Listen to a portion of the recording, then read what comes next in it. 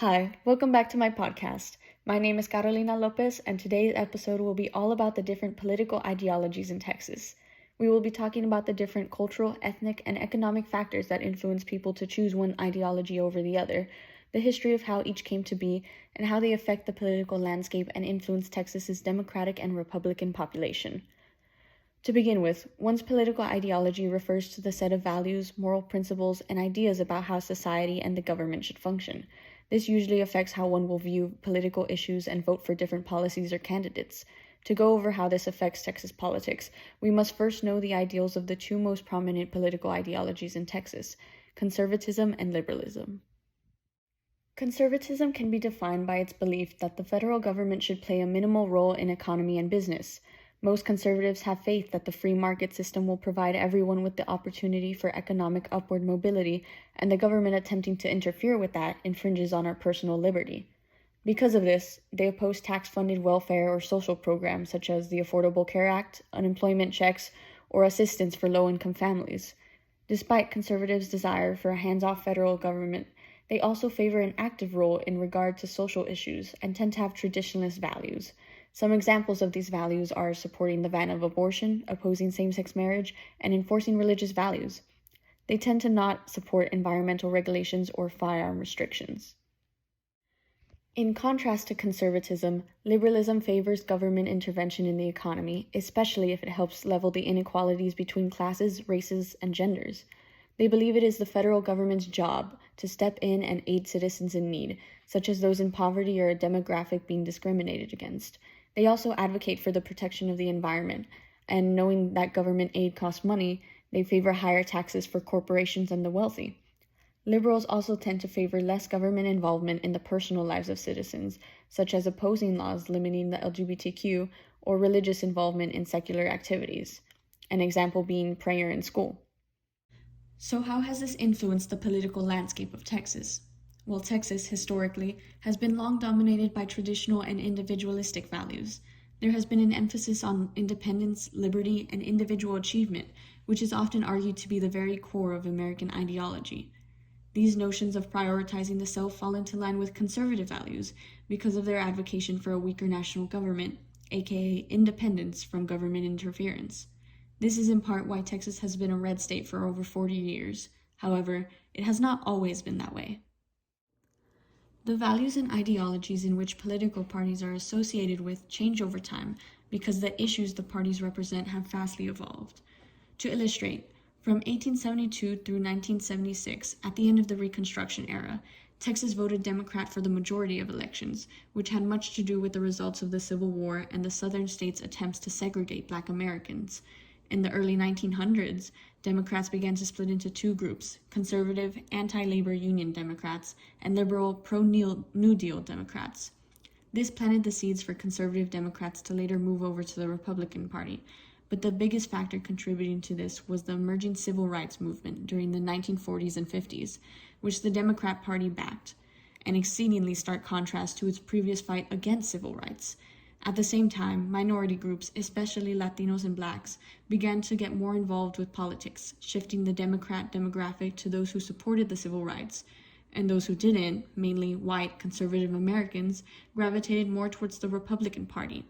This shift was solidified when Texas-born Democratic President Lyndon B. Johnson signed the Civil Rights Act into law in 1964 and the Voting Rights Act in 1965. It is a prime example of how major events and movements can cause realignment, or a major change in voting preference from one party to another. Now that we have the history down, we can go over what exactly the Democratic and Republican Party in Texas stand for. Now, we must keep in mind that political ideologies are not interchangeable with political parties. While holding one political ideology can make you more likely to be a certain party, not every party member will hold the exact same views on fiscal or social issues. In fact, according to a survey conducted by the Pew Research Center, only 34% of Democrats identify as liberal, 40% identify as moderate, and 21% as conservative. That being said, there are many Democratic political goals that align with liberalism values. For example, Democrats support a strong federal government that will regulate business, social services that benefit the impoverished and unemployed, separation of church and state, and protection of civil rights.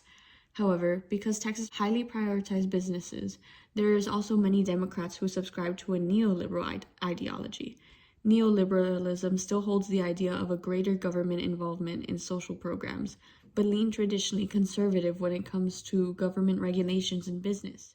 Because of these similar ideals and socially driven mindset, both Democrats and those who identify as liberals are likely to support universal health care, minimum wage increases, progressive taxation, gun control, and social programs such as Social Security, Medicare, and Medicaid. They also likely support affirmative action, reproductive rights, LGBTQ anti-discrimination laws, and legislation aiding immigrants and refugees. There are also certain demographics of people that are more likely to be Democrats. For example, women, young people, and minorities are more likely to lean left. Pew Research Center survey results also show that the largest economic group that makes up the Democratic Party are those who make $30,000 per year or less, which is the poverty line in Texas. To expand on the Republican Party, in Texas, it is closely associated with conservatism, with over half of Republicans self-identifying as conservative. Some ideals they share are traditionalist values, limited government, support of the free markets, Second Amendment rights, and increased border and national security. The traditionalist values mean they likely oppose abortion, LGBTQ rights, and have strong religious values. For specific examples, they may both support the recent Senate bill attempting to require schools to display the Ten Commandments, increasing border control, or banning gender-affirming care for minors. People who are more likely to be Republican are typically older, white, or male individuals. Now, while we've been talking about mostly general ideas that these ideologies support, let's give some examples of specific policies that were affected by liberal and conservative ideologies. One of the most famous recent cases is the overturning of Roe v. Wade in 2022. Roe v. Wade was originally a 1973 Supreme Court case that determined the Constitution protected the right to have an abortion under the 14th Amendment right to privacy.